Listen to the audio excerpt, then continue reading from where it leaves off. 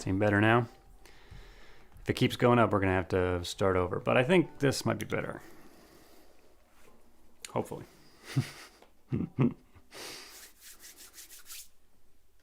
This is good. We're one string down. We're going to have to do this a little faster.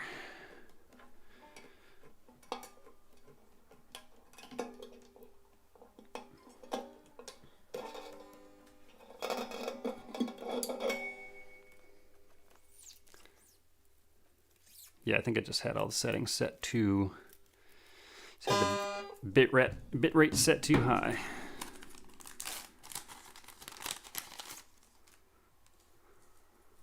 As you do. Somebody asked about. I think they're still. I can't remember who it was, but somebody asked about raised head, like archtop banjos. I played some. I've never owned one, but I played some, and I think they're very cool. Not exactly the sound I'm usually going for, so I don't think I'm not about to go get one. I'm not about to go buy one. Eventually, I'd like to have one. It's not a sound that I'm going for often enough to do it. To actually buy a banjo that has that setup. But in general, I like it for sure. Yeah, I started over the stream. I privated the last one and started a new one with different settings that so far seem to be doing a lot better. So, grown a lot of subscribers in the last 15 months. Yeah, no kidding. Yeah, I mean...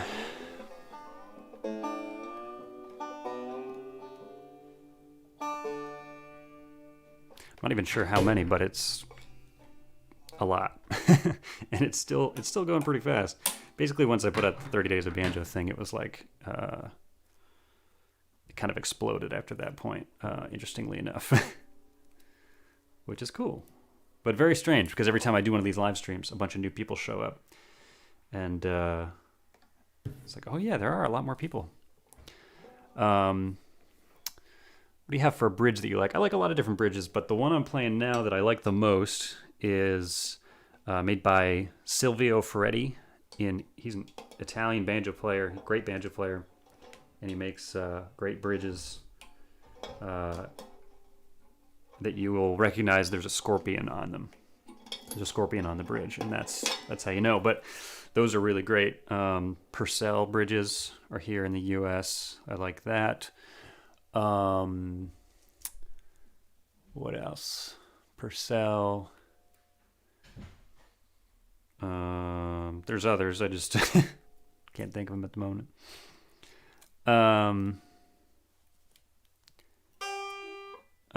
Ashthorpe. I've never heard of Ashthorpe before. Not sure.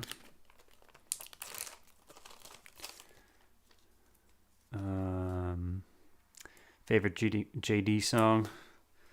Crying Holy's a good one. You Can Have Her. Blue Ridge Cabin Home, which is not a JD Crowe song, obviously, but it's like one of the ones he's known for from the Bluegrass Album Band. So any of the Bluegrass Album Band stuff, which is actually usually Flat and Scruggs stuff.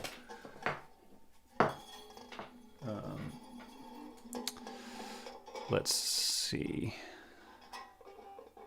We're recovering from a motorcycle crash. Jeez. Well, feel better. And I'm glad you're digging the 30 Days of Banjo, for sure. That's very cool.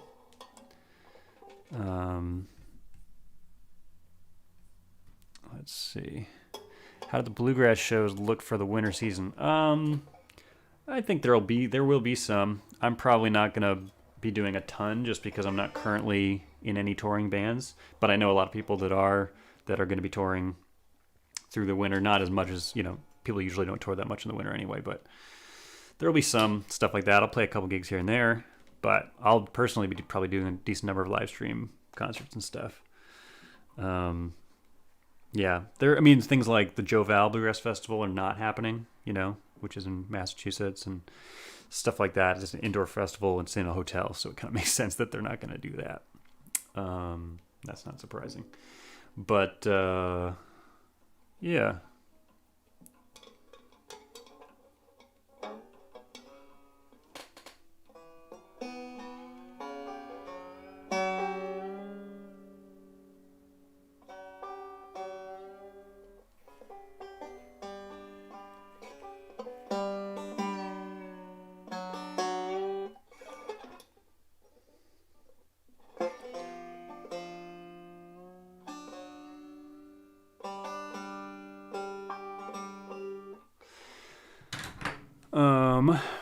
Interested in learning banjo? Does it matter what brand to start with?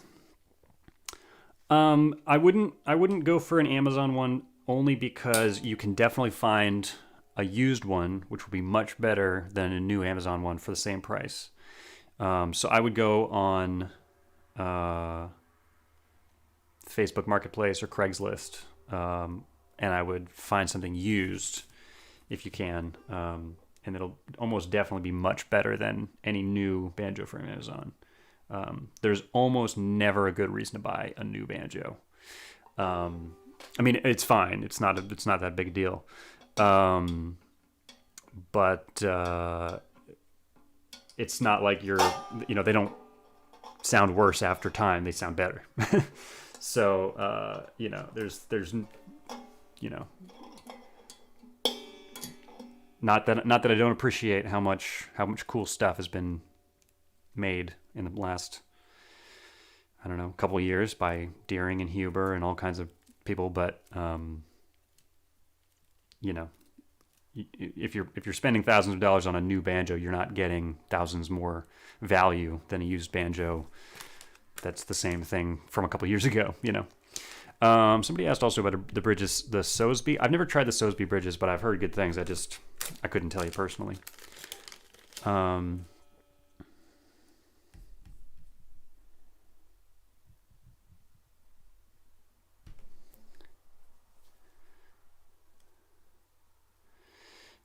Any venues doing exceptional live stream? Yeah, I mean, I'm trying to think. What's crazy is the Station Inn used to. I don't know if they're doing their live stream concerts anymore. They might be. This if they are, Station Inn would be a good one, but it's possible. I think they're not. I mean, I guess this is kind of if people cared, then this might not be a good thing to say publicly. But like, I'm pretty sure they stopped doing their live stream thing because they weren't licensing the music, and so like if people were playing songs that were, even if it's like Flat and Scruggs, you got to pay people to charge money for that kind of stuff. And if they're selling the live streams or the recorded things, then technically they're supposed to be paying BMI or whatever for Blue Ridge Cabin Home. And I don't think they were, so I think they had to stop doing that. But maybe they'll start doing it again. I could be totally wrong about that. It's very possible I just completely made that up. So if anyone here is affiliated or bothered by that.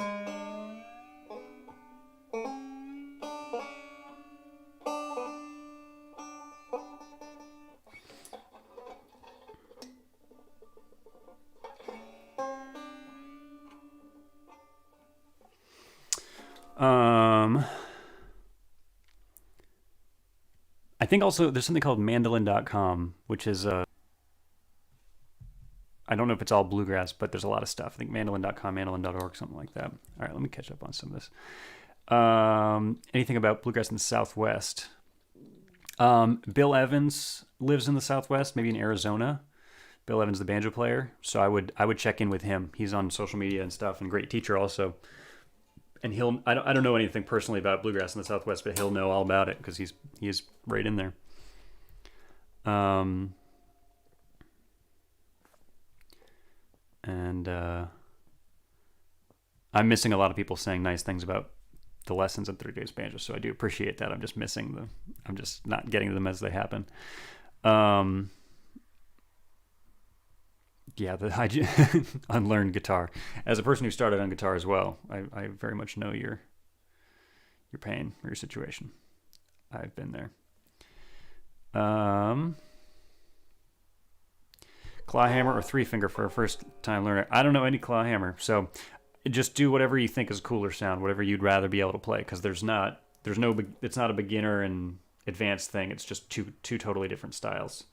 So they don't really help each other. Like you won't, if you learn one, it's not really gonna make you better at the other per se. You're better off just starting with the one you're at.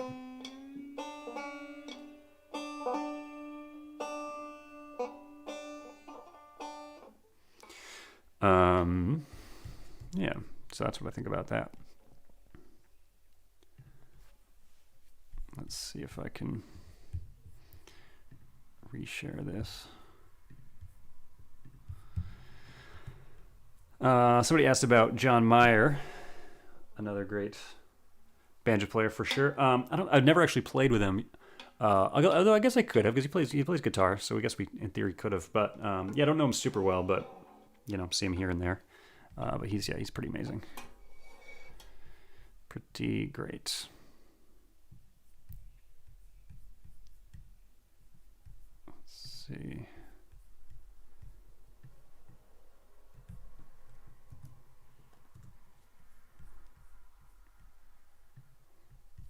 Okay, there you go.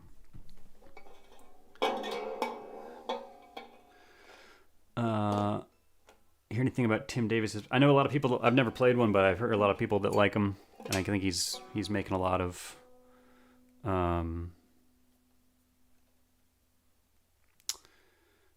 just a lot of different interesting things, I guess. Yeah, I don't know.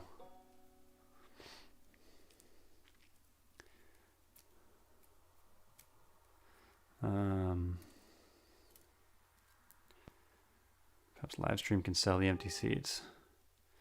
Yeah, something like that. Yeah, I don't know. Yeah, it'll be interesting. I mean, I think there are definitely it's more complicated than it was before. Last time, the year around this time, it was very simple, just live stream, and then there you go. And now, depending on where you are, depending on how safe a venue is going to be, depending on a lot of things, it's hard to know exactly what to do. But we shall see. I personally am going to try to do more live streams because now that I'm a little better at it, my setup is a little more consistent. Of course, I say that, and we had a big challenge with it.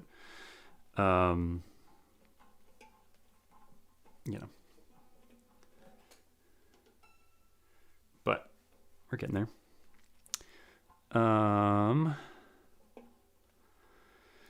Bob Jones says, hello, absolutely brand new on lesson 5, big challenge for student to be 75. Yeah, make sure you just, it doesn't have to take exactly 30 days. Just make sure you're not moving on before you're ready. If it takes, for some people, because now that I know how long it takes certain people to do this 30 days of banjo, it's actually more like 40 days of banjo, 50, 60, 90. Like some people, it's taking them months and months and months, which is totally fine. And also, for what it's worth, it's totally fine if it's not the right lessons for you. You should also keep in mind that, it might be of some value, but maybe not like the most valuable version of banjo education, and therefore you find something else that is better. I'm not saying this that my stuff is the best or only. That's the most important thing for sure. Okay, I've got some picks around here somewhere.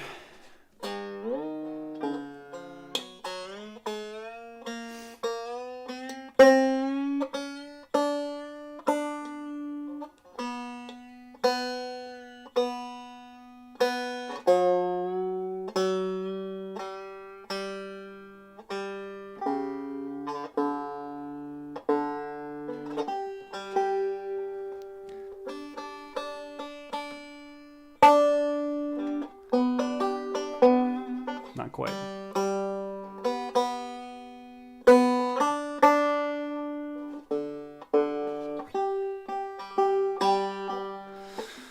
Okay. Finally learned all beating around the bush. Oh, nice. Did you learn the way that the Noam Pikelny one, or did you learn the Bill Keith one? I've never learned it the way that Bill Keith played it because Noam kind of has his own way, so that's the only way I've played it. But okay, here's a little before I get back to questions. One little trick you can do, you should do, it's not could, you should, change strings, everything's more or less in tune. You're going to want to take each string, and you don't just like pull on it, you kind of want to like, you see how high up, that's fine. You don't want it to be pulling on these 2 points necessarily, you're kind of like holding it down with your hands and doing that. And it doesn't have to be really hard, but what you're doing is taking all the slack out of it. The strings don't actually stretch.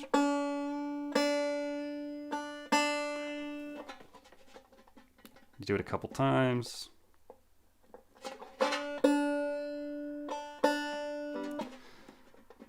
Do it again.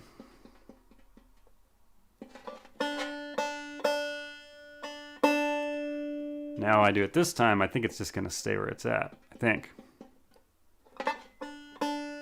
Just a little bit. That way when you play, it doesn't, you know, doesn't go out. Because here, it was in tune, and now. So don't waste your time while you're playing, you know, retuning for a whole day. You can just do this, and then it's set. You know.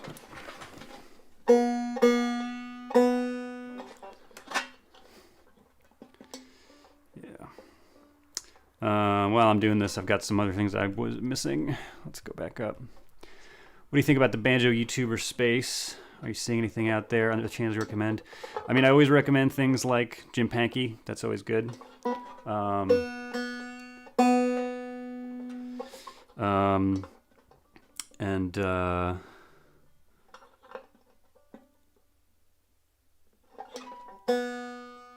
pretty bad at multitasking, it turns out.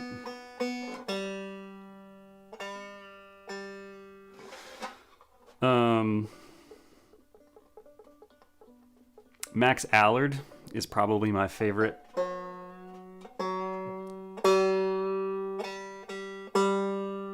He writes some really amazing stuff. It's not lessons, but it's just amazing music. Really fantastic tunes, compositions even.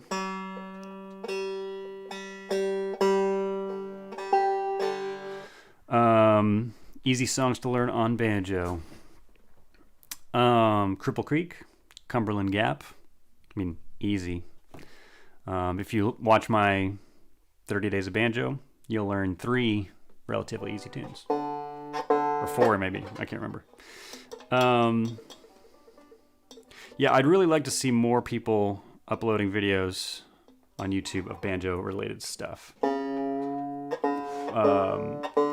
Whether it's lessons or not, it really doesn't matter if you're any good at the banjo. Really none of it matters.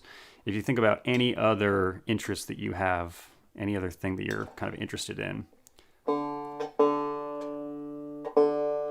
there's usually some sort of YouTube, social media community around it where you can learn more about it or just like interact, or like there's entertainment for it, you know, like anything.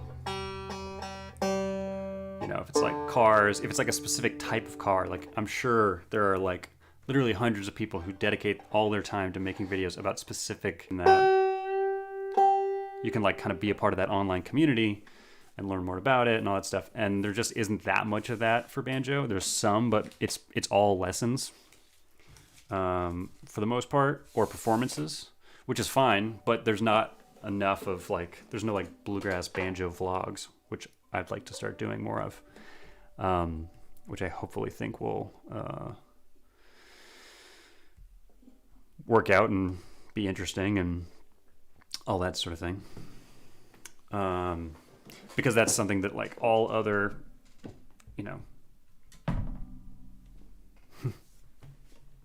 see if that's going to fall down, communities have, and banjo just didn't have it that much. Struggle with pick noise. I was recording banjo for church and the pick noise was horrid. I sounded like a ticking time bomb. Yeah, there's a couple. Let me get my picks actually. Let's see if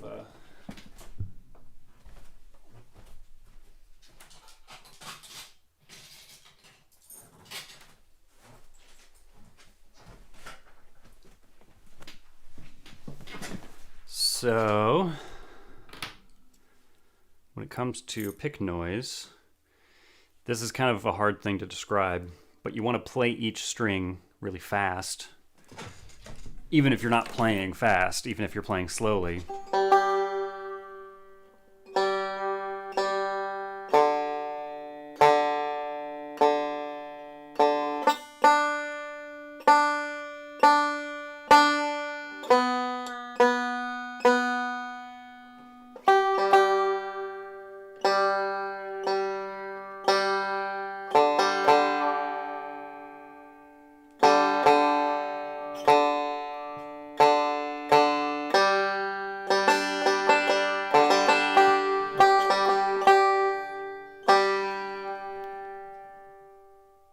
All right, I'm going to get back to answering that, but let me know if this is too loud.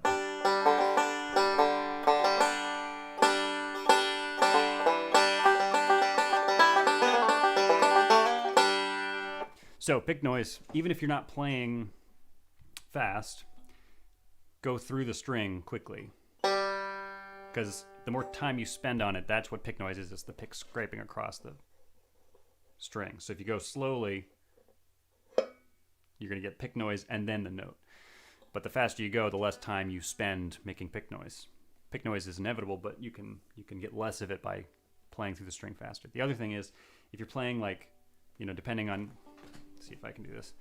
If I'm going across the string like this, then I'm spending less time on the pick than if I'm going like this and going across, because I'm going in like two different directions on the string.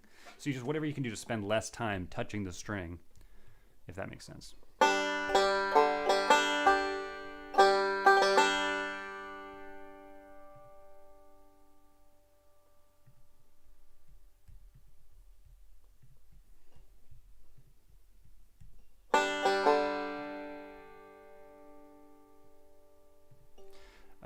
But anyway, somebody also asked about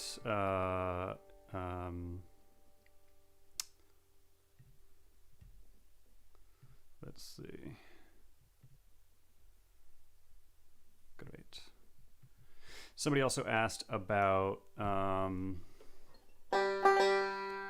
posting YouTube videos. Mason learned Bill Keith version, very cool. Did you do anything specific to grow your channel initially, trying to get going? Wondering if you have any tips. Yeah, so the biggest things are to post consistently, meaning like every week. Doesn't have to be every day, or just whatever interval you can do, which might be every day, but try for once a week and keep doing that consistently, just because people will notice that and appreciate it, and literally the YouTube algorithm will appreciate it as well. It makes a huge difference. The more regularly you post, the more likely YouTube is to just tell people like, hey, you should check out this YouTube channel. Yeah. Now that I've turned down, maybe I'll turn it back up. So just like check out stuff on YouTube about like in general YouTube, like good lighting, cameras, audio stuff, thumbnails, titles, all that stuff. If you search like how to be a YouTuber, there's a million people who like their whole YouTube channel is about telling you what the best things to do are. So that's just kind of being tuned into all that, and like constantly checking in with that and seeing like, oh, what can I be doing now to do this a little bit better, Anything like that is definitely a good move.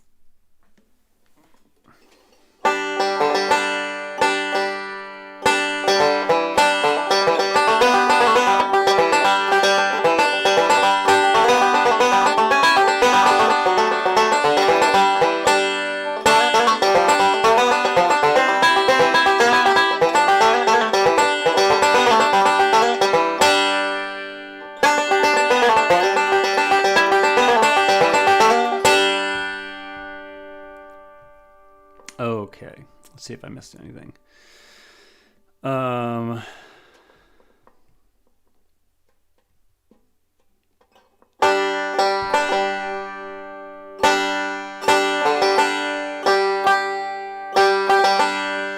To Muleby, who asked about taking those things you learned from 30 Days of Banjo. I mean, 30 Days of Banjo is a very, very beginner thing, so it takes much longer than that to be able to kind of improvise and make things up. But just learning more and more of these tunes is going to give you that ability, right? So I would suggest just keep learning more and more of these tunes. And specifically, like that those lessons really aren't like they're not giving you necessarily all the tools you need. So once you get through that, it's like a really good time to find a teacher, maybe, or just learn more of these songs. You can kind of see how those things get put together. But I'm also working on a series of lessons that's about learning to play things by ear, that kind of thing.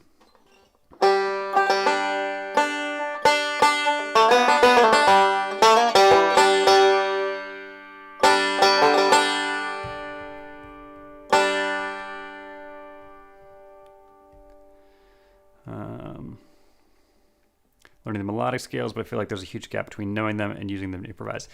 Yeah, with the melodic scales,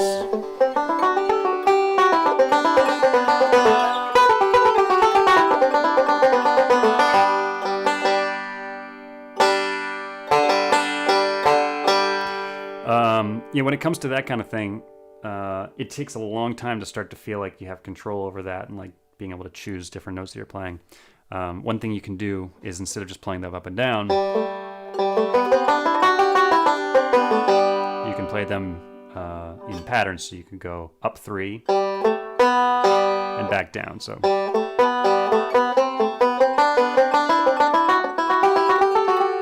Or up 4. That kind of thing.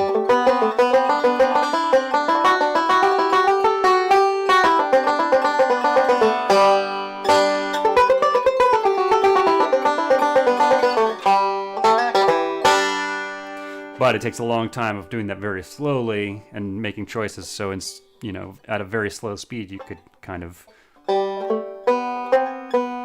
even slower than that.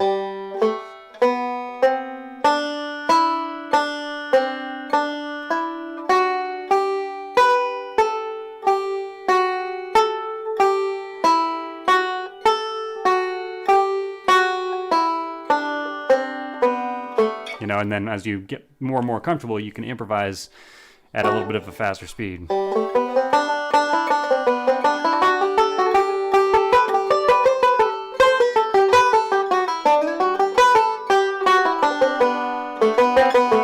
Something kind of like that.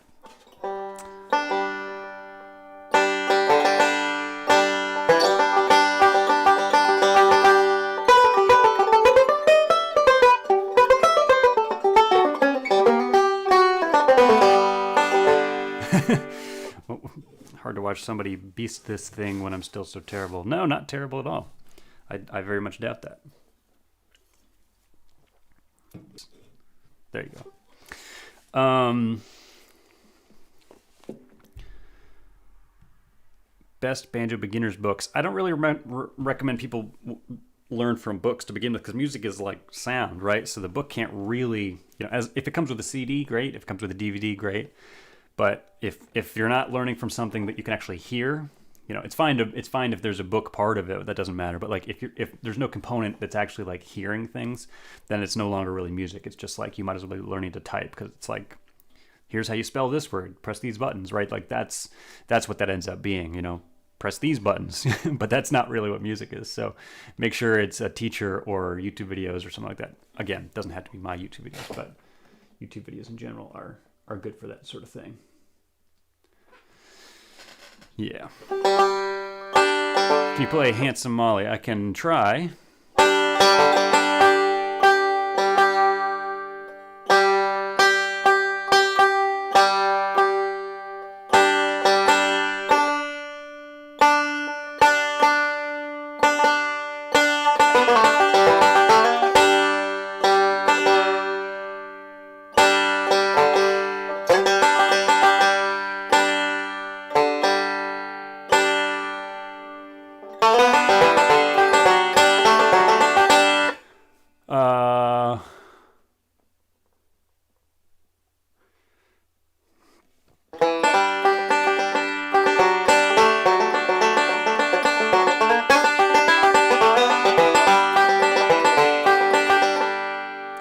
I don't remember what Handsome Molly sounds like. You're going to listen to me listen to it, and then you're going to listen to me play it. How about that? Yeah, and look, books are fine. I mean, you can absolutely learn from a book. I'm just saying, I guess it's just my opinion that it's a rather disconnected from the music. If you make the choice to connect it to the music by listening, it's no problem. I'm just saying there's a risk that people generally don't. It's kind of like with tablature. It's like everyone uses tablature. Why wouldn't you? Of course, it's with the understanding that what you would hopefully, stop looking at the tablature or then memorize things or move away from it. But the reality is people generally don't. They generally actually continue to just stare at the tablature and do that. So if you did the right thing, great. But a lot of people don't is the challenge,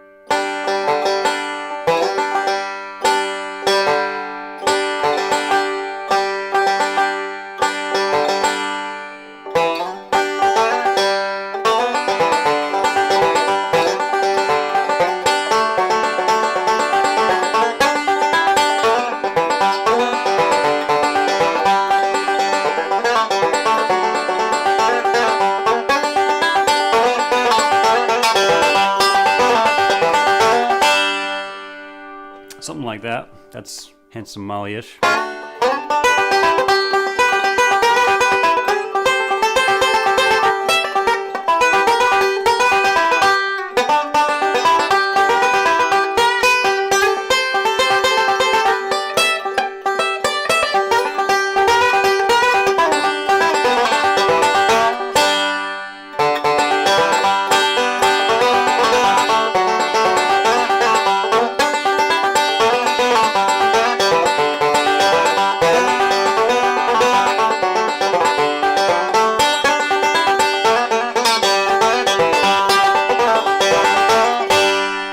A little more on stage with Rick Ferris. It was great. That whole set was super fun. Actually, I've got videos of that whole set that I'll be putting out throughout the next couple of weeks. There's a bunch of those that I'll be posting, so that'll be fun. Yeah, very fun. Hopefully some more stuff gets booked and that band can ride again. But that's all I did at IBMA was just that one set actually. But we'll see. Yeah, a bunch of festivals came up to us afterwards and wanted to book him, so that would be ideal for me. Grant. If Grant is still here, let me know if you're still here. I'm sorry I just remembered that you had asked this before. IBMA, a couple festivals, some jams, stuff like that. So I'm going to post more of that. Sounds good. If I can find good clips, I will post them. Thank you for watching it. It's awesome. It's super fun. Who made the banjo? So this banjo is, it's a Gibson conversion, so it means everything but the tone ring and the neck basically are pre-war Gibson stuff. TB1 from 1932, and then the neck is made by Frank Neat, and the tone ring is made by Jerry Sloan. So that's that.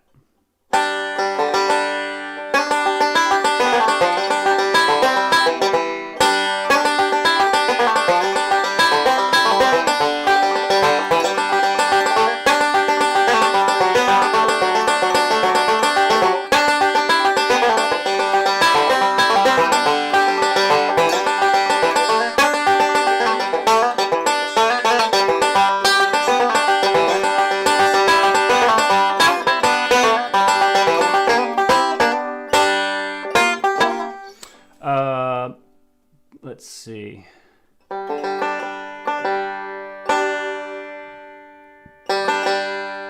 No, so Jerry Sloan made the ring, but Ronnie Bales did the conversion. So Ronnie Bales in Gatlinburg did all the cutting and the fitting.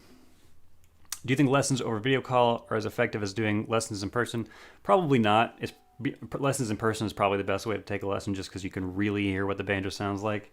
Two ways. You can hear the way your banjo teacher's banjo sounds, and your teacher can hear how you actually sound, which is the best way to suggest, how to change things.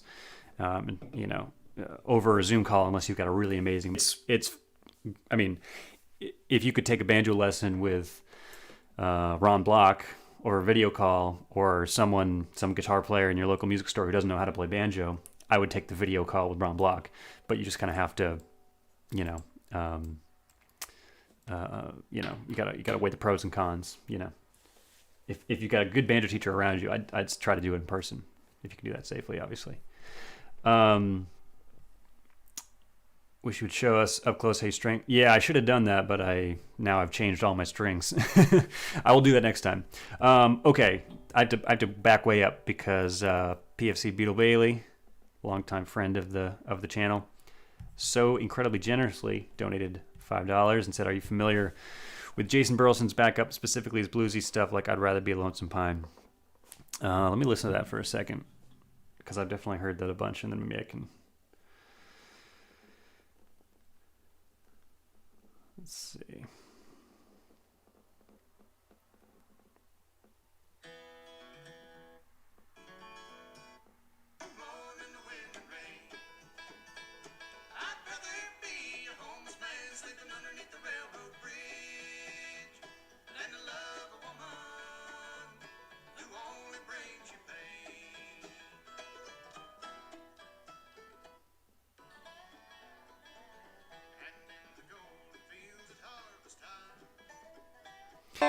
It's an E, but I'll play it out of D.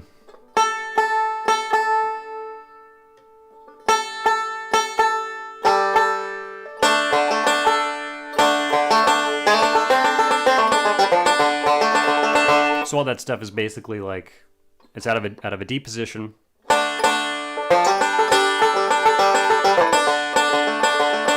And this is, Jason does this, but I have spent more time listening to Ron Stewart do it. But it's all kind of the same thing. But basically, the main gist of it is, if you're playing out of D and it's kind of like a minor-y, bluesy sounding thing. For the most part, I've just got my, depending on what finger it is, depending on what kind of lick I'm playing, maybe like middle finger on this A, this second fret here. And otherwise, I'm just kind of rolling fourth string, third string, first string.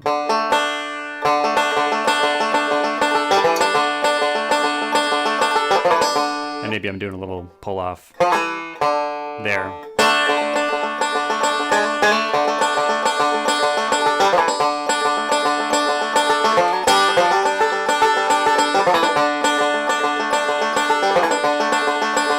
Just kind of keeping it as simple as possible. And then I'm kind of moving around within this position here that's like D, F.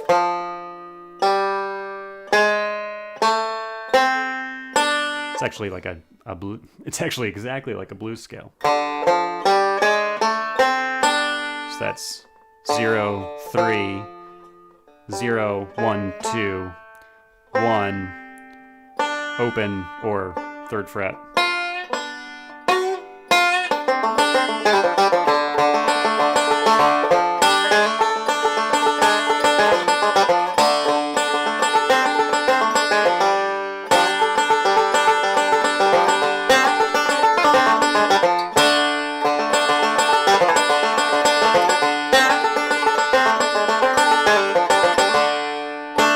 That kind of thing.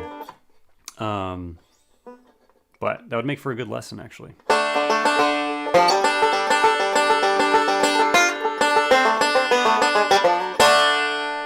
That kind of sound.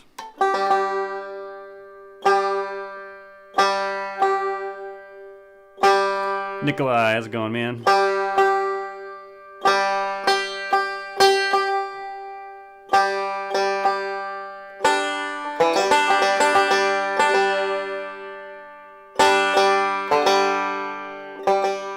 Man, Nikolai, I wish we got to hang out more at IBMA. I always think I'm like going to see everybody a million times. And then sometimes I do. And then sometimes I see people like that one time or twice. And I'm like, wait a minute, where'd everybody go? So we'll have to get together and do some more picking. Nikolai's a phenomenal banjo player that you're all going to know about very soon. And I'll be like, I knew him way back when. And then I'll be asking him questions. I already am asking him questions. What's your approach to playing without tension? So for me, this is like a huge thing that I'm constantly thinking about. So in some ways that's good because it means I'm constantly trying, that's an important thing. It's just to be aware of it. It just means,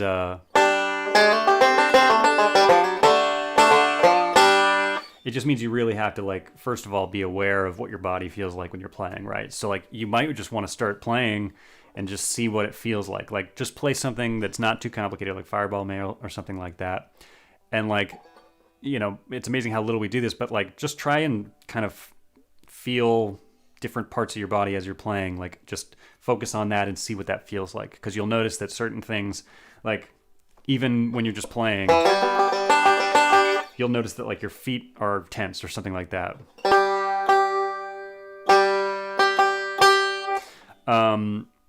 And so as you do that, you'll kind of find different areas where things are tense, and then you want to kind of either stop. If you can, just like let go of the tension while you're playing, great. But sometimes you have to stop, kind of shake it out a little bit, start over again, maybe play extra slow, whatever it takes. But it's mostly about just being aware of it and paying attention to, like, noticing it when it comes up. So if you're just playing,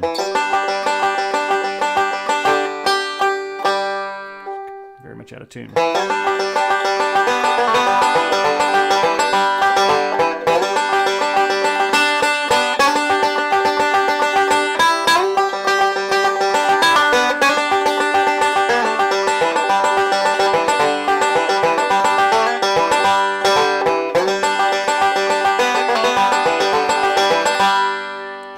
Like even there, I was kind of getting distracted and not really paying attention. You notice how much, how easy it is to lose focus. And then when that happens, you just start getting tense and you're not noticing it. But as long as you're paying attention to it, you can kind of, feel which muscles are actually being used and whether or not they really need to be used. I also like to think about making sure that I'm really playing. This sounds silly, but playing with my fingers. Because sometimes it feels like we're kind of like using a whole arm or a wrist or a hand or something. And that's obviously not the mechanism by which we're playing. It's actually mostly just the finger. So as long as I can feel like I can really feel every muscle in each finger kind of working, it means that I'm keeping things from getting restricted.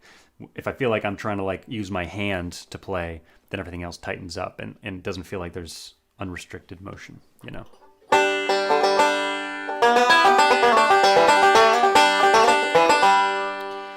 Can you play I Saw the Light? I can try.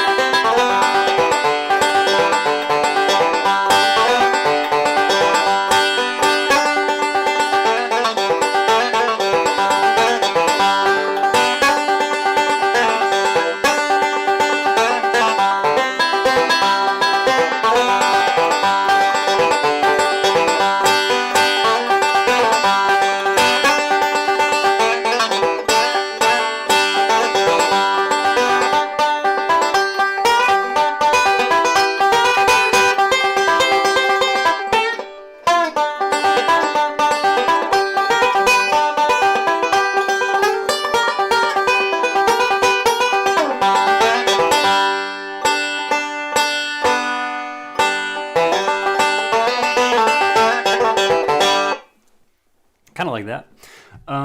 Is there some sort of magic capo for the fifth string only? Yeah, there's a couple different versions of it. One does get kind of like, put on the actual banjo and then slides across. But they do make these little things that like you just put on the string in the right place. You just search fifth string capo and a couple different versions will pop up. I will say the most effective and easiest and whatever is to get the little spikes put in. But if you can't do that immediately, there's little, things you can do to do that for sure. But I don't know specifically.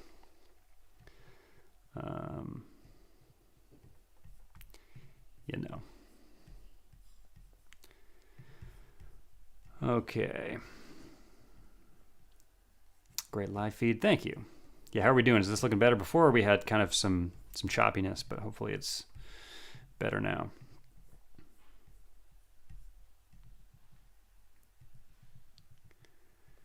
Let's see. Missing anything? I don't think I missed any questions. Great. Very cool.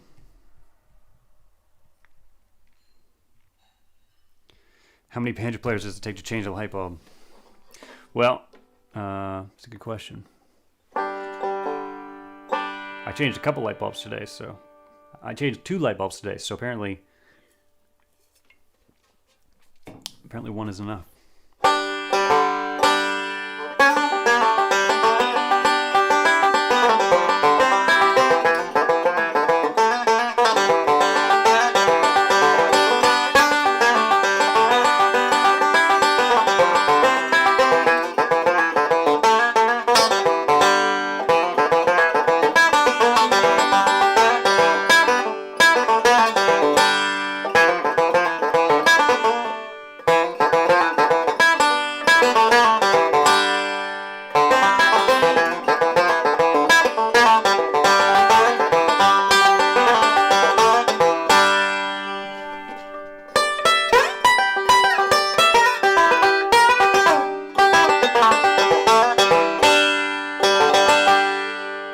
Thanks, David. That's very kind. Well, we're getting close to an hour here, which is the completely arbitrary time at which these things usually stop. But I'm still here if people got questions. But in future live streams, we'll do more than that. We'll just hang out and do whatever we feel like. You know.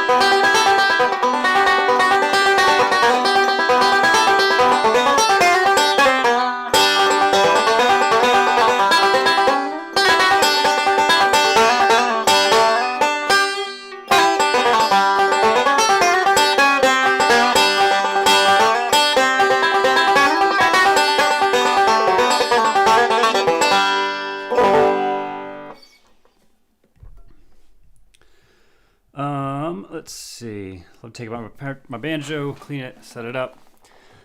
There's a couple YouTube videos. I think if you look up for on YouTube, Warren Yates has some stuff like that. I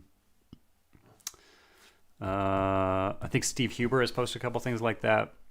I know Banjo Ben. I think Banjo Ben, Steve Huber, Warren Yates, some combination of them and their YouTube channels and all that stuff. There's that kind of content. I haven't posted anything like that, but that might be the best place to start.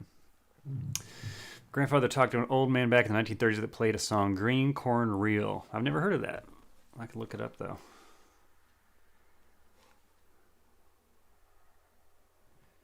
Green Corn Reel.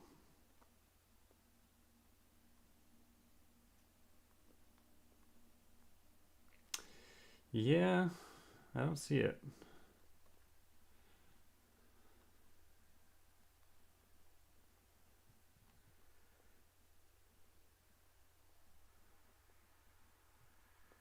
Yeah, not sure.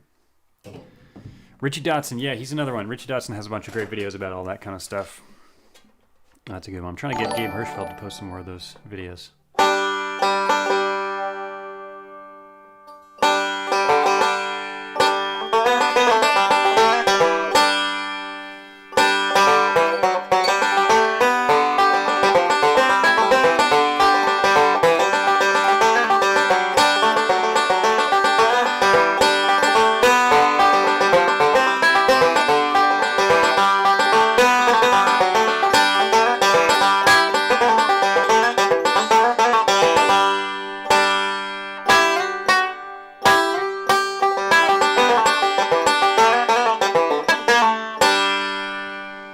The guy probably made it up a lot. Well, somebody has to make it up.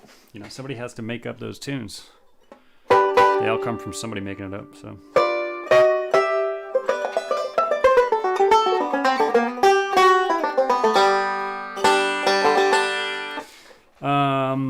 Are there any arpeggios or exercises for getting a slow and stupid left hand to improve?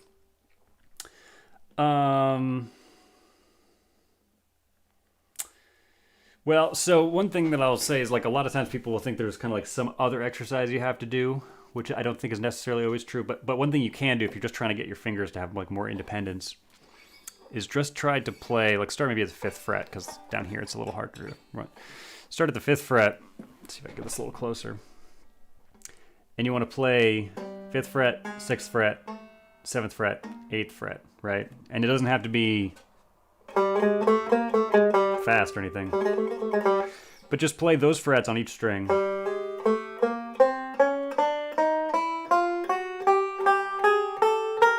That kind of thing, right?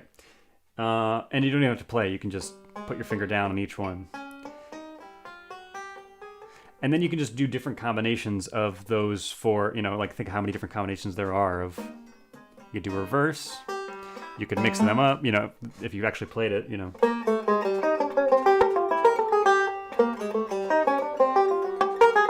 You can do all that kind of stuff. As you can tell, I don't really practice that too much. I mostly just practice the stuff that I actually play.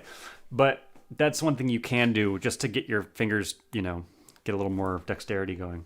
Other than that, for me, it's really more just about, like, playing the stuff that I actually play more slowly, and, you know, so I can really put things where they're supposed to go. If your hand is too slow, then you're just playing too fast. That's actually more often accurate than anything else. The right hand and left hand aren't always going to be on the same level, but whatever the lowest common denominator is, like, that's how fast you should play things, and very gradually increase the speed, even if your right hand can play way faster, you know. Does a little hand lift help you keep in time when you have a small space and you're playing? I don't know why I do it. I mean, I know Earl does, Crow definitely does it, and I definitely have not. I know for sure that I haven't, like, tried to do it in the same places. I don't know if I do it in the same places. I know that they do it, and I'm sure I do it because they do, but I don't know if I do it in the same spots. So I'm not sure. I couldn't tell you when it happens. But it does usually mean my hand is somewhat. Yeah,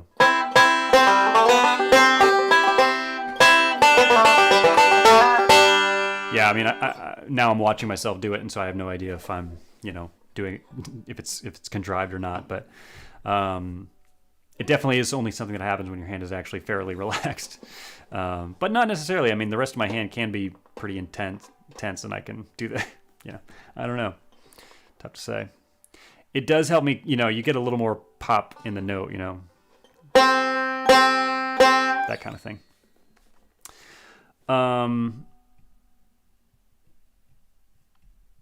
Let's see. Anything worked out for Down in the Willow Garden? No, I've never really played that one. I mean, it's come up here and there, but I've never really worked up something specifically.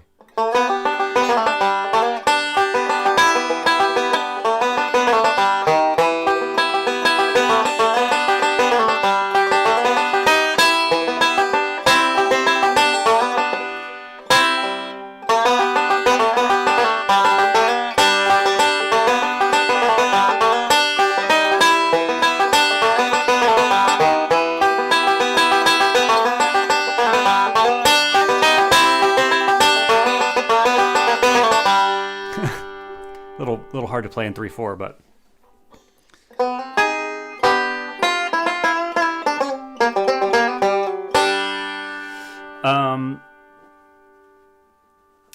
let's see. But that'd be a good one to do because there's not enough 3/4 stuff that I've put up, so maybe I should make a video of that one.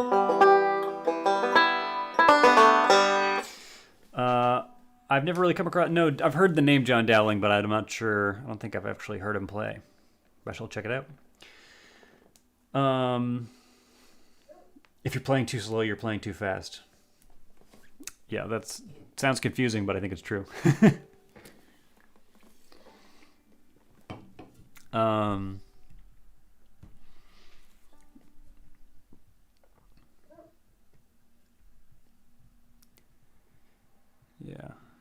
Yeah, the spikes is definitely a good way to go. It can be a little annoying to get them set up and everything, but it's definitely worth it.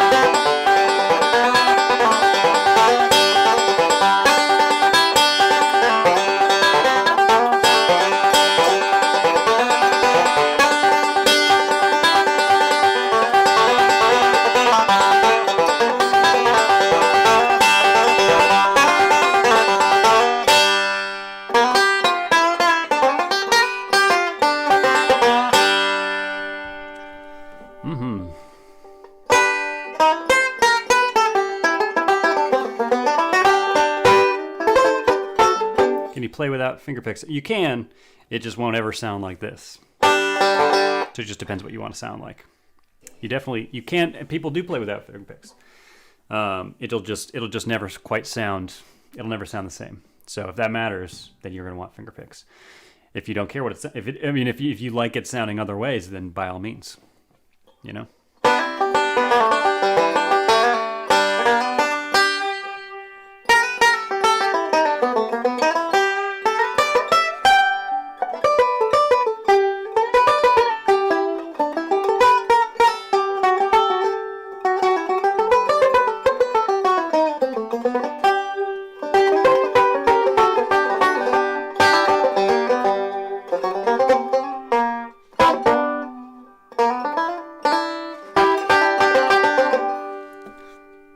Thank you, Beetle Bailey, yet again, for your generous donation.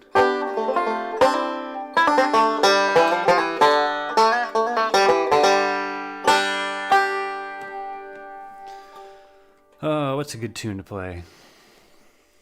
Will we be celebrating Lixmas again this year? That is a very good question.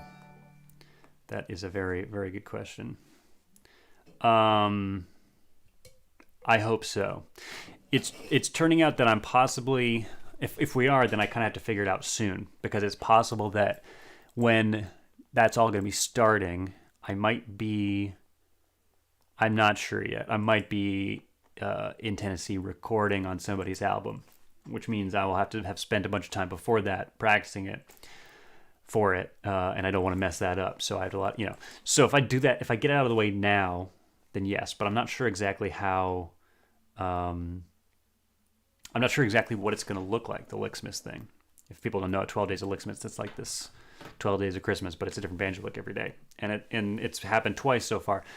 So if I did it just myself, it'd be pretty easy. But if I want to involve other people, it's like a whole thing to kind of make happen. So we'll see, possibly. I hope so. How much time do you spend learning new tunes versus practicing ones you already know? Yeah, Danny Barnes sounds great without picks. Absolutely. How much time do you spend learning new tunes versus practicing ones you already know? Definitely spend more time. More time playing things I already know. But I also, one way to look at it is like, at this point, I know as many banjo tunes as I would ever need to know, or songs that I would never need to know to be a professional banjo player, because I guess I am, right? But like, I've known all of those tunes and songs for years now. Hopefully now I'm good enough at them that I can do that at a high enough level to like play the gigs that I want to play. But like within the bluegrass world, the traditional-ish bluegrass world, it's not an endless list of songs. And if you learn enough of them, then you don't really need to like learn another Flat and Scruggs song. You just have to hear it once and you're like, oh, it's kind of like this other one. As far as like banjo tunes go, Scruggs tunes, there's a limited number of those. And after that, it's kind of like whatever you want to learn. And I don't learn a ton of Bela songs or Tony Trischka or Bill Keith, or I know some, but that's not the kind of stuff I generally end up playing. I love listening to it, but I don't play it nearly as much. So for that reason, I spend way more time practicing the things I actually already No, just trying to make it sound better, or different ways to play the same tune, right? Like different arrangements and stuff like that. So there's that, but that was not always the case, because there came a day where I was just like, wow, I know enough tunes to get by, right? That really is more about like your job as a banjo player, not like how much you would love and enjoy playing bluegrass music, because if that's the case, you just keep learning new tunes forever. But in terms of like my job and trying to get gigs and all that stuff, like there was just a day when I was like, I know all the Scruggs tunes, and I know all the Flat and Scruggs stuff that comes up, and Bill Monroe and whatever. But let's say I really was into like Bela Fleck tunes, which is like this endless list of whatever, then I'd probably be working on a new Bela Fleck tune like once every couple of weeks, maybe. They're hard tunes to learn, but maybe faster, just because I'd be really into it. But obviously that's a what if, because that's not really what I'm generally into, as much as I love that music. So I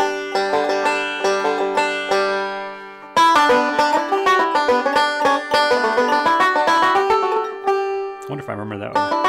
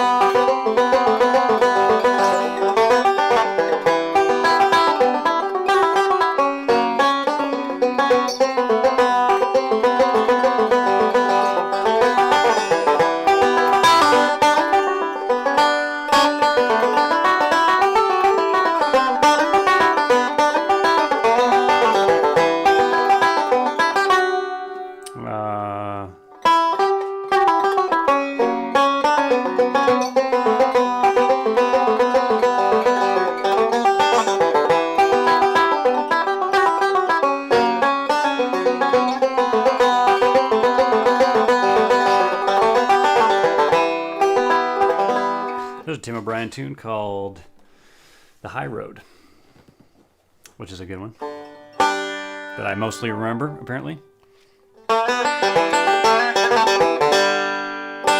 Do I know which strings Jim Mills uses? I have no idea, actually, but he uses light strings, believe it or not. Let's see. He played Bela Fleck's Vertigo. What's funny is I only ever learned the intro. Kind of. Even though I don't really remember it.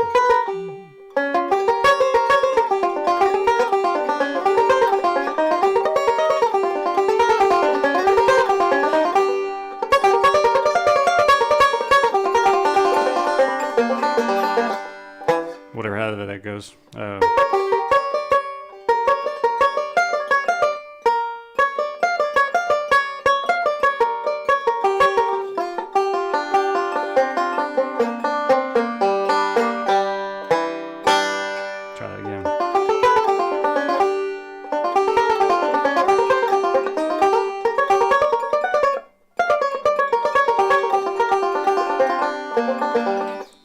Clearly, I don't know that, actually. Yeah, the last time I played that was when I played it for the video, and then haven't played it since. I'll do, people are asking about Pike County Breakdown. I'll play that one last, and then that'll be the end of it. That's a good tune. Is the Banjo Discord functioning the way you intended? Yeah, I guess so. I don't really participate in it much at all, actually. I think it's very cool, but the reality is people on the Banjo Discord tend to be more on the old time clawhammer side of things. So there's like actually relatively few people talking about three finger there.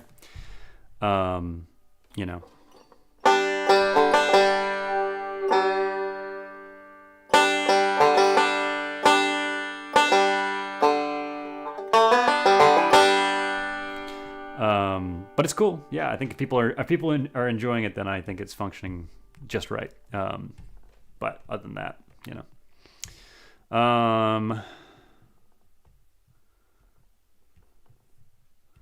when is part 3 for Up the Neck Banjo series on Patreon coming out? That's a good question. I think it kind of depends. I'm either going to talk about some other more techniques or just get into like, here's what so-and-so played on this tune and then break that down, you know? So I can't decide if I want it to be like a studying a whole thing, a backup someone played, or like a specific, you know, technique, kind of like that. We'll see. But probably within the next month, there'll be one of those for sure, I would think. How often do you adjust the head on a banjo? Pretty much never. I get it kind of where I like it, and then that's it. If it's a new head, then you kind of have to tighten it to get it back to where it was. But once it's kind of settled where it's going to be, you don't have to touch it really, unless you want to try a different sound. But I kind of like where I've got it, you know, usually. Don't forget Roy Clark. Did somebody forget? Uh-oh. Did somebody forget Roy Clark? Don't do it. Don't forget.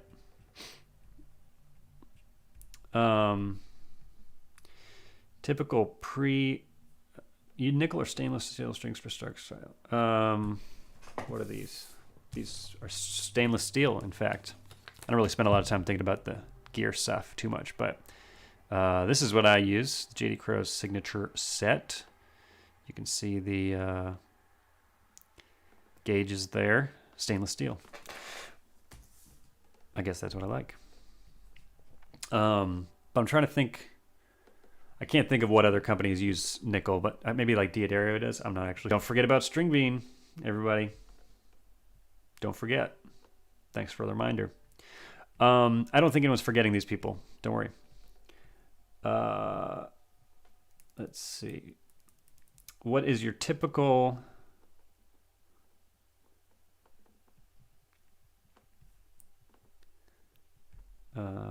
I'm answering questions and reading them at the same time, which is a terrible idea. Those 30-minute breakdown of those artists, what are they doing, was tremendous.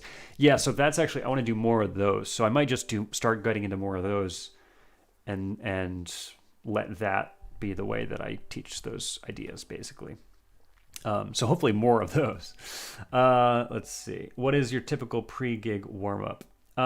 Usually, if I've got time, and I usually do, then I try to put on a metronome and just play slowly through whatever it is I'm playing. So like, there's this, you know, tune that we played at IBMA that I had kind of arrangement for. So I would just put on a metronome and just...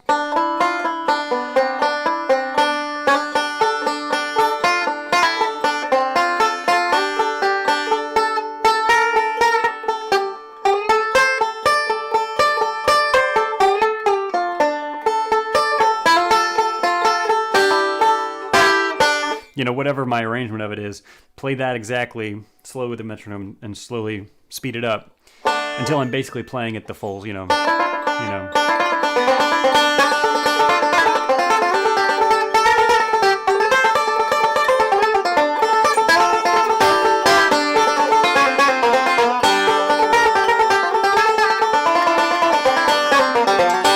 You know, play that whole thing, and then.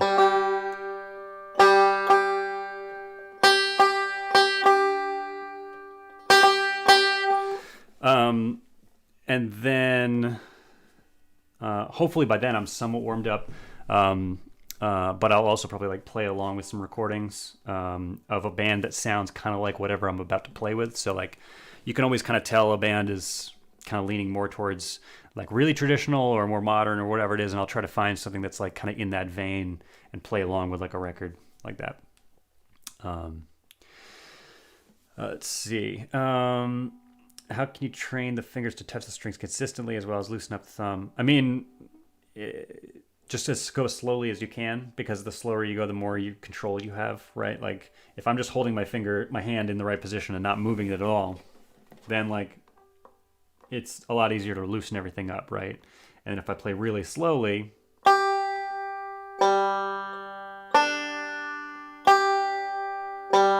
I can notice everything that's happening. You know, and I can really notice everything that's tightening up because it happens, you know, totally. But if I can keep it loose through all that, if I keep it loose at a slow tempo, then I can keep it loose at like a slightly just barely faster. And you just gradually get faster like that. It's the same thing where it's like, if you find yourself, if you're like, how do I loosen up at this tempo? Just go slower. Like the tempo that you're at is too fast for that thing. What I found is you can't, to my experience anyway, some people probably can, but I can't, be playing at a speed and just like fundamentally change my technique at that speed. I always have to slow it down and then gradually build it up with that technique. So you might have to just play a lot slower and then work your way up without allowing yourself to speed up unless you've got the technique the way you want it, right? So that's kind of how I usually think about it. Do you have to adjust the head on new? You shouldn't really have to adjust the banjo if it's new. I mean, that's the thing about buying a new banjo is like used banjos have generally been set up a little better. A new banjo has kind of been set up by the company who made it, and generally that's not as great.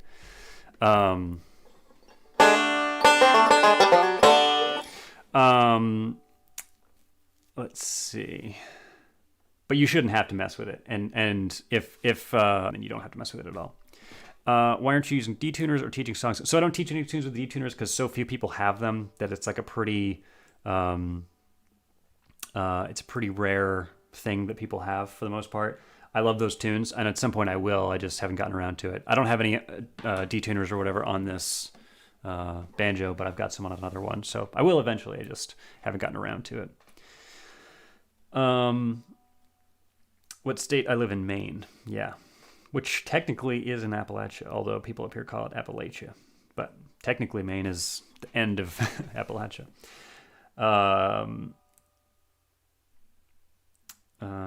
Let's see.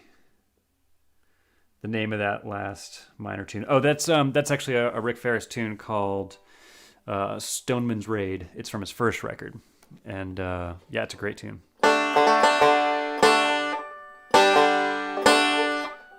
Play the whole thing.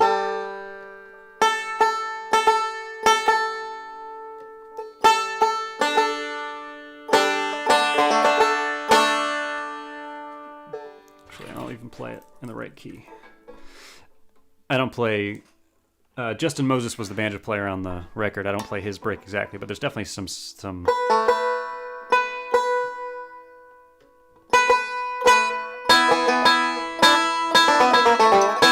significant influence there, for sure.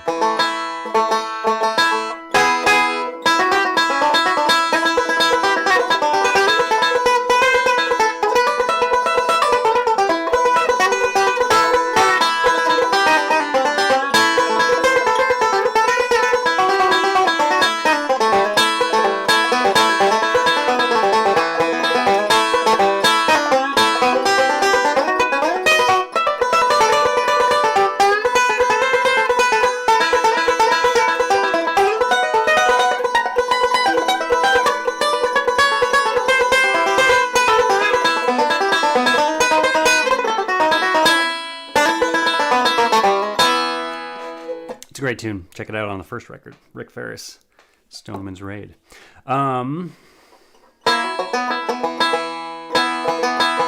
Last question. Back up on Sidelines. Thunder Dan is throwing me for a loop. Are you familiar with it?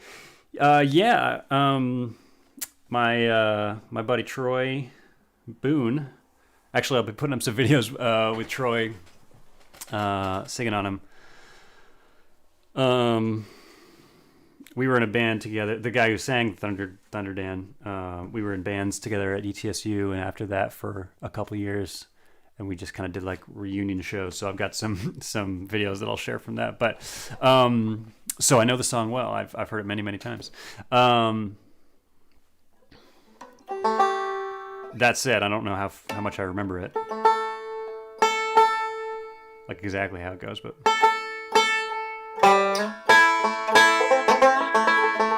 That one, right?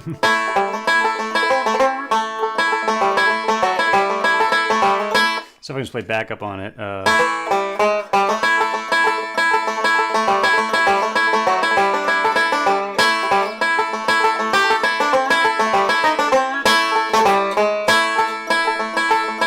You know, like, so there's the verse.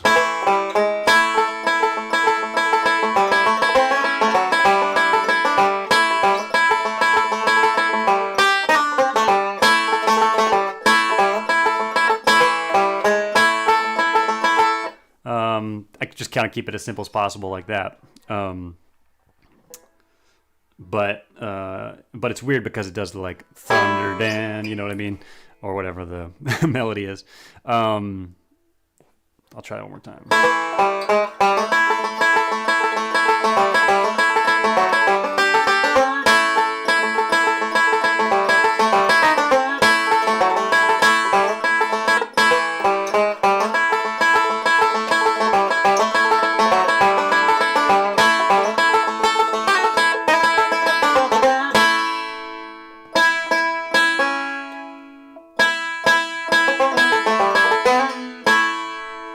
Hopefully that's helpful.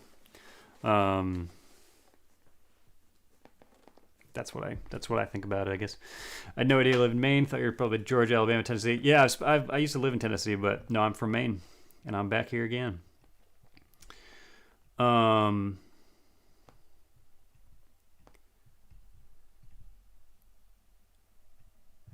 I would say, one more thing about that Thunder Dan thing. What I would say about that is, think about how much time you're spending on each chord, because like the first part of the verse is kind of this normal thing, right? And then it goes Thunder Dan, right? And that's really just this like 1, 2, 3, 4 slide, right? So whatever you're doing on this F chord, just know that you're playing like 4 notes, and then you're back into it, right? So I just play the verse is kind of straightforward.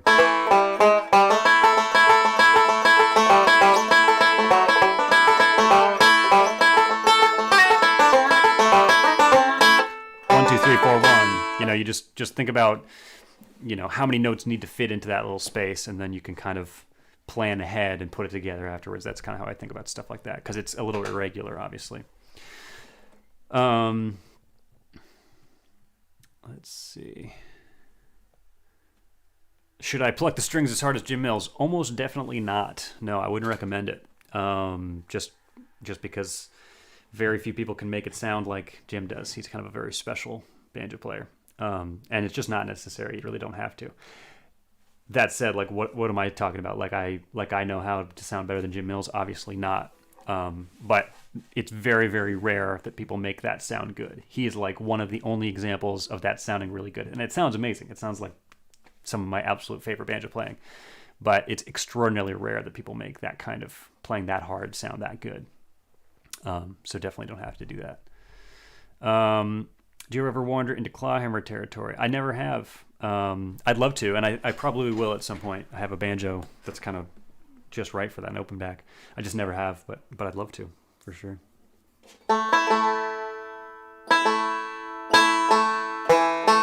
Somebody asked how Thomas Point was. Thomas Point Beach was great.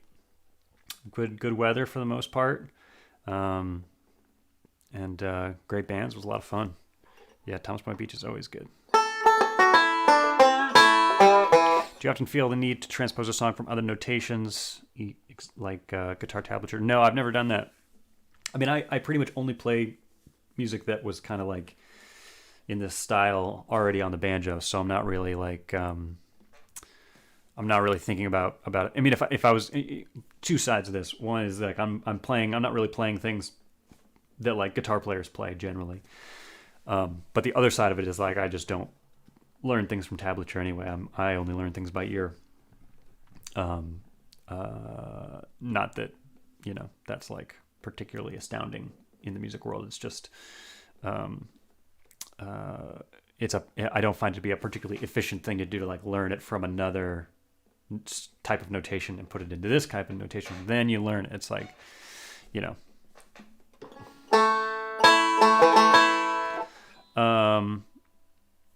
How's the weather up there? The weather's great today. Vermont. I was just in Vermont at the Jenny Brook Bluegrass Festival, which was great, in Tunbridge.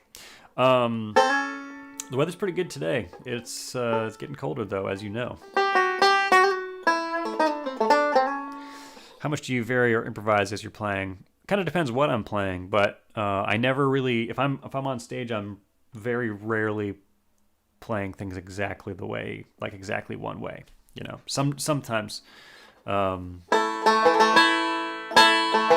once in a while, there'll be a specific thing that I play exactly one way. But most of the time, if I'm performing, yeah. I pretty much only play things that have been played on banjo. Yeah, actually, you're right about that, Nikolai. There are actually quite a few examples that are not that. You know, Giant Steps, 5 or 6 other transcriptions for horn players, Stuart Duncan's solo and Rebecca. Yeah, there's plenty of situations where I haven't done that. But it's been a while. I haven't done that in a while. As cool as it is. Somebody's got to keep me in line here.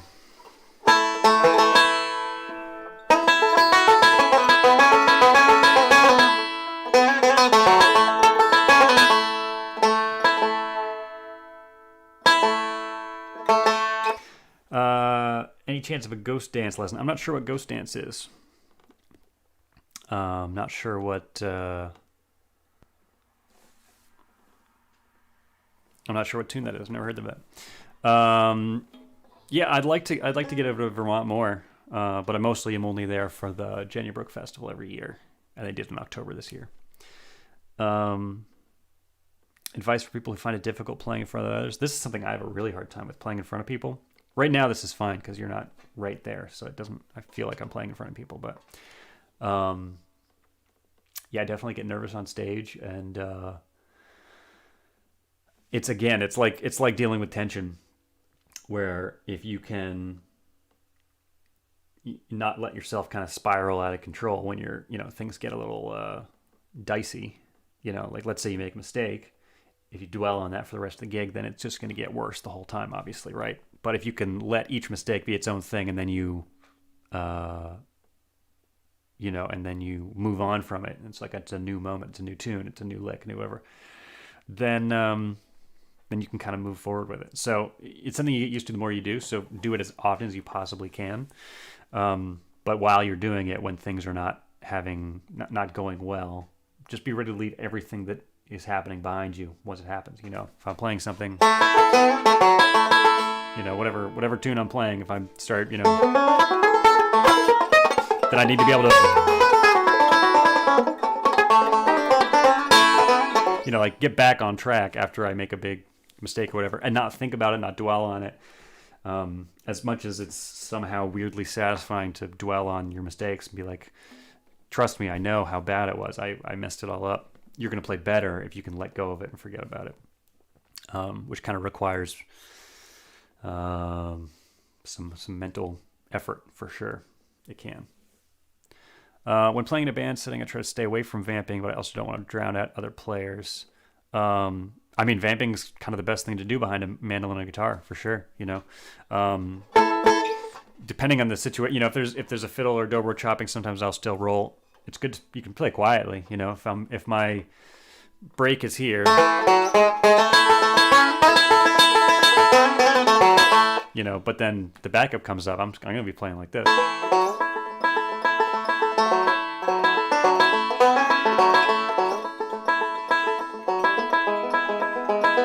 So play really quietly is fine, but vamping is great. Vamping is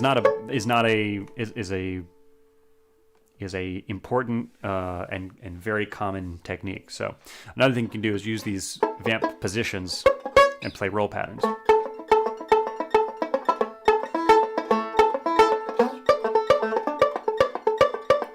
That kind of thing. So that always works. See you later, Ryan. My banjo's always getting out of tune. I've changed the strings, but it's getting out of tune after 20 seconds. It's tough to say without seeing your banjo. I couldn't tell you. But one thing you can do is kind of like pull on the strings, you know, like you really, you know, give them a good pull, and it'll take all the slack out of both sides. Because right after you change the strings, it's very likely to go out of tune.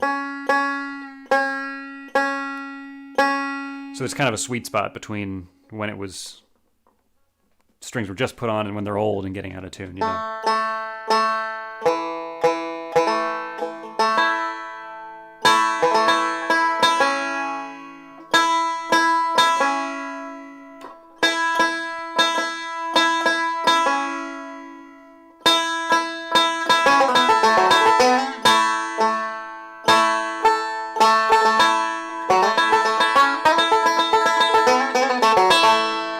So there's that.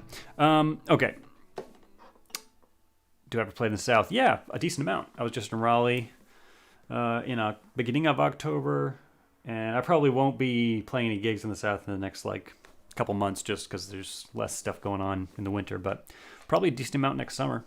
Tennessee and North Carolina and Virginia, Kentucky, that kind of stuff for sure.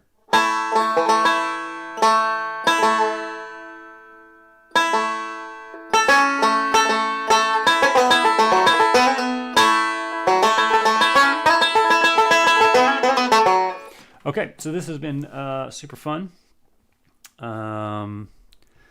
People who have been here before know that I very frequently say, let's do this all the time. I'm going to do these live streams every day. And then what was the last time I did it? Like 3 months ago. So we should do this all the time. Let's do another live stream tomorrow and every day. Maybe for real this time. It's possible. I don't see why not. But if you're not subscribed, make sure you've subscribed to this YouTube channel. Check out patreon.com/EliGilbertBanjo to support these live streams and all these videos and stuff like that. That's how I get food on the table and all that. So feel free to check it out. Like, subscribe, all that good stuff. People wanted to hear, oh man, PFC Beal Bailey with another donation. So kind. Thank you very much. We'll do Pike County Breakdown, and then we'll be out of here. Get another drink first. Okay.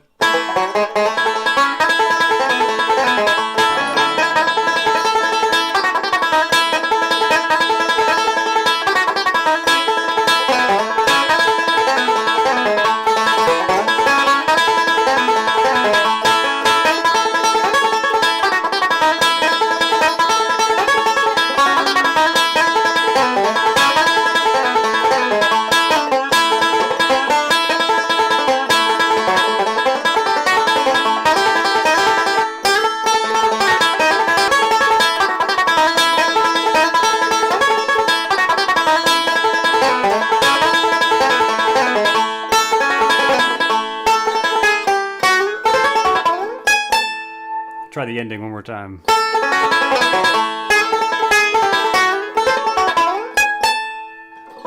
There it is. That's funny.